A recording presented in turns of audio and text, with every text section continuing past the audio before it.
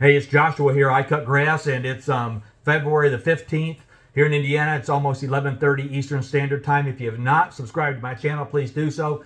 And if you think this video is beneficial, I'd ask that you might consider even cutting and pasting the web address or the the address for the video onto your Facebook page or other social media, so we can help other people.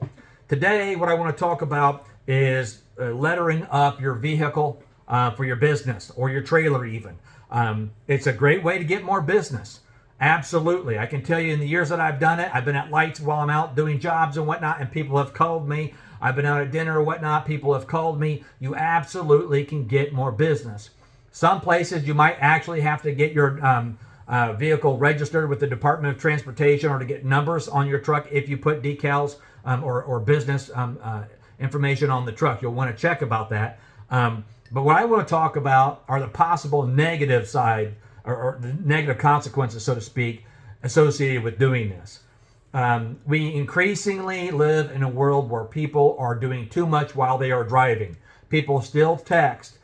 People are messing around on the display screen on their phones on these new vehicles that have these computer screens and everything up. People just aren't paying attention. And that is going to lead to a lot more accidents, as it already has. But it leads to increased potential of agitation for them. And where I'm getting at with this is when you're driving around, they might perceive that you did something wrong. And in reality, maybe you did nothing wrong, but they're just agitated because they're trying to multitask. Maybe they're having an argument with a text message or whatever, or messing around on that display screen. And so what can happen is they see your phone number on the back of your truck, they call you. Hey, jerk, what's going on? Blah, blah, blah. Why did you cut me off? Or whatever. Or they might come in front of you and brake check you. Which, a sidebar real quick, I want to encourage you, if you haven't already, spend the money on dash cams. And do this. You need a dash cam that will record in front of the vehicle as well as inside of the cab. And then you also need one that will record behind the vehicle, for when people drive aggressively, or if they're not paying attention and they slam into you, okay? Just the other day while I was out driving to a location, I had a guy trying to cut me off, brake check me, etc., and I had to remind myself, my goal today is to get back at home. I don't need to get in a fight with this guy. I carry a pistol, but I don't want to hurt anybody, and I don't know what he's capable of either. And I don't know what kind of day he's had. And whatever it is, it doesn't justify his behavior, but I want to get home. So having those dash cams helps you in the event that there's an accident or something and you need to show a police officer what has happened, because oftentimes those individuals that do that will say that they didn't do anything. But back to the letters, they'll text you, they'll call you. It's happened to me over the years. I was even at Lowe's one day with my family, or actually Meijer rather, which is a grocery store that we have here. As I was pulling in, a guy was where he wasn't supposed to be, and we had to just finagle as we could to get through the lane. Well, he stopped, honked at me or whatever. Yeah, okay. And I go about my way. And about 20 minutes later, I have a negative review pop up on my Google reviews. No explanation, and the name was Bend Over. So it's like, okay, you can't get back on somebody like that. It could be something that could, just be prepared for the reality that you may very well be contacted. And another thing too, some people today are just petty. They might see you out doing work and not know what you're doing across the street. And there are the people that have so much free time that they'll take a video of you doing something in a way that they believe is wrong, and to get likes and attention on social media, they'll post it on their Facebook page or their Instagram or their TikTok or whatever. I mean, it's just absolutely ridiculous. Not considering the fact that you might, have feelings that, this could come back on you, that you might have children or anything like that. And also not considering the fact that you're probably doing something right, because in most cases, these people don't understand what's going on.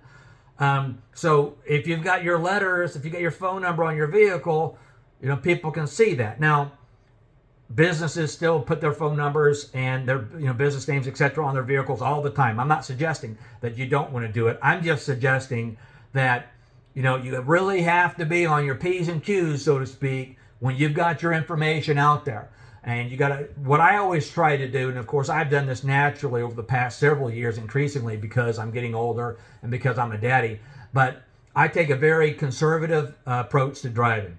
There's no place that I need to go that's going to get up and go so fast, in such a hurry or in such a way that would justify me needing to rush, for me to speed, to cut people off, to flip people off. And I'm not about to get in a fight with a stranger at a light because he pulled up too close to me or whatever. Okay, I mean, obviously there are situations where you have to defend yourself, but I'm not even going to get out of my truck if someone comes up. Now, unless they're attacking me with a weapon or something, I'll defend myself. But I'm just going to drive right past them. I watched too much Judge Judy to know that, hey, they expect you to do absolutely everything you can to avoid a confrontation. So you want to avoid that confrontation as much as possible. Just be very, very conservative with your approach, laid back, okay? Whatever happens, happens. Someone cuts you off at the last second. If you're still alive and they didn't hit you, hey, back off a little bit. You didn't do anything wrong, but you get to live to see another day. And you get to avoid having someone call you and harass you or any of that kind of stuff. So just take that into consideration where you're going places.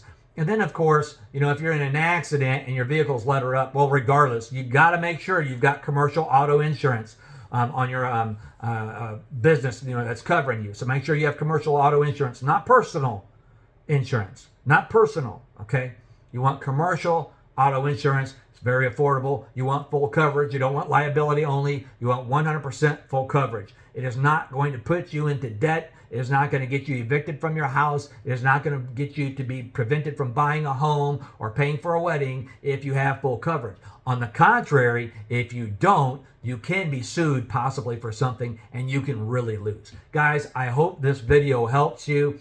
Drive safely. When you drive safely all the time, but even more so when you've got your business name and phone number out there on the vehicle. And be prepared. Keep a notebook or something in the truck so you can write down information when you get to a point that you can write down, because you are going to get more contacts from people that see you out when you're working and you're driving about. Peace.